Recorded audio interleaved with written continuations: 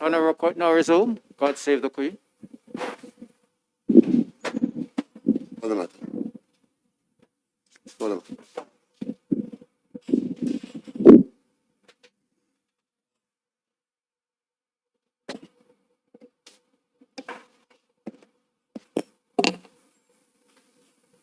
Yes, good morning, everyone. Mr. Campbell, could you please just announce the matter?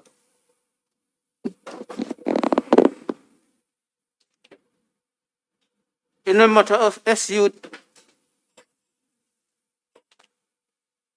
in the matter of SU 2019 CV0093, the matter of Clarke versus the Attorney General.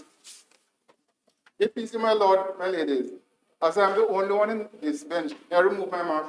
Yes, please, Mr. Hilton. Thank you, my lord. My lord, I appear for the claimant. With me today is Michael Hemmings,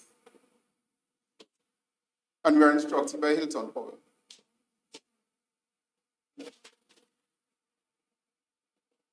My learned friend Matthew Gabidon, instructed by the Director of State Proceedings, appears for the defendant. APC. Thank you very much, Mr. Hilton. And once again, good morning, everyone. This sitting of the full court is for the purpose of the delivery of the judgment in the matter of Roshaine Clarke against the Attorney General of Jamaica.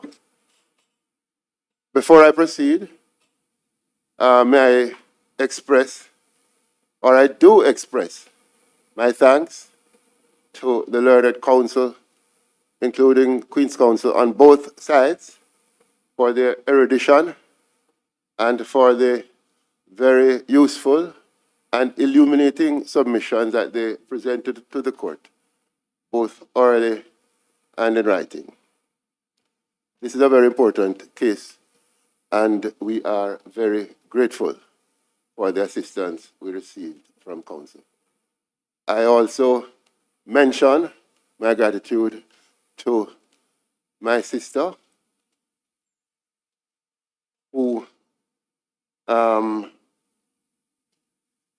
at the time when arguments were being presented, that is my sister, Honorable Justice Althea Jarrett, who was Queen's Counsel at the bar at the time when the submissions were being made to the court. I also thank her, notwithstanding that she has been elevated, I think, to a better place, if I may put it that way. Before the written judgment is handed out, I will read a summary of our decision and the reason for the full court's decision. The summary is merely that, a summary. The written judgment remains authoritative, not the summary. And I shall now proceed to read the summary.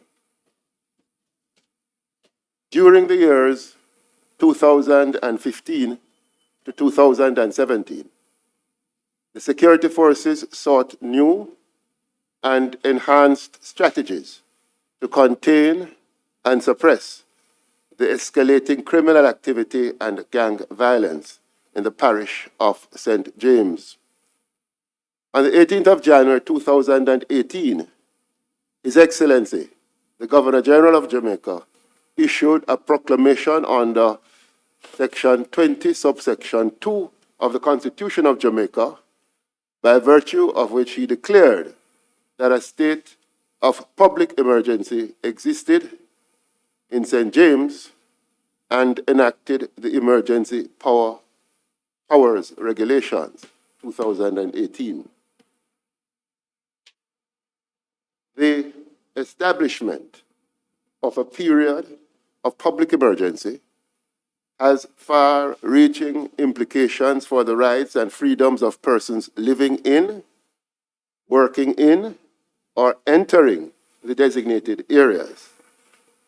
Numerous persons, including the claimant, Mr. Roshaine Clarke, were detained in these areas by the security forces in the exercise of powers conferred by the regulations.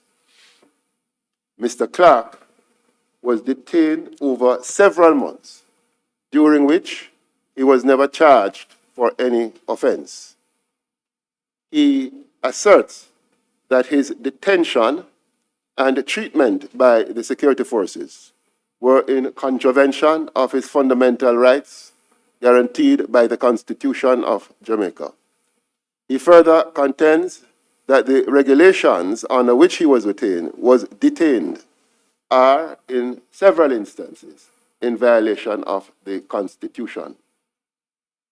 This case raises issues of paramount national importance in an area where the fundamental rights and freedoms of individuals in Jamaica traverse the measures adopted by the state to protect the society in general.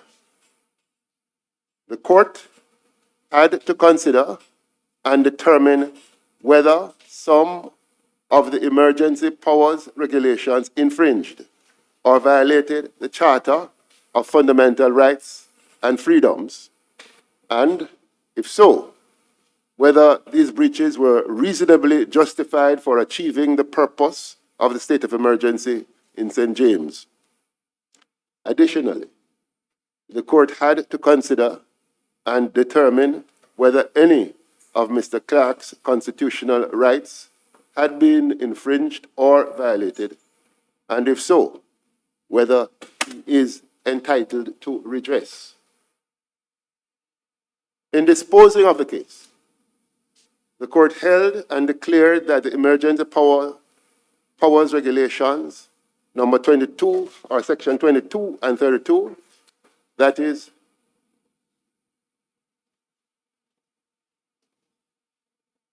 in respect to the fundamental right of freedom of movement, regulations 30, 33, and 38, in respect to the fundamental right to freedom and liberty, breach the Charter of Fundamental Rights and Freedoms of the Constitution. These regulations were declared unconstitutional as they gave the authorities unduly unfettered power to abrogate the fundamental rights of a wide class of persons in society without evidence establishing that they were reasonably justified for achieving the purposes of the state of emergency. The court also found and held that Mr. Clarke's fundamental rights and freedoms under the Constitution, that is, his right to freedom and liberty, his right to be informed of the reason for his detention as soon as is reasonably practicable, and his right to be brought forthwith or as soon as is reasonably practicable before an officer authorized by law or a court, had been violated, and that he is entitled to damages as redress for these violations. He was awarded a total amount of $17,862,000, inclusive of compensatory, vindicatory, and aggravated damages.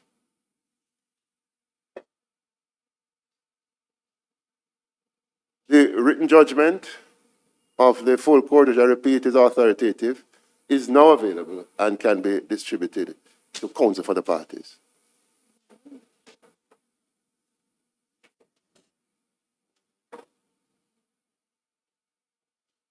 Yes. Much obliged, my lord.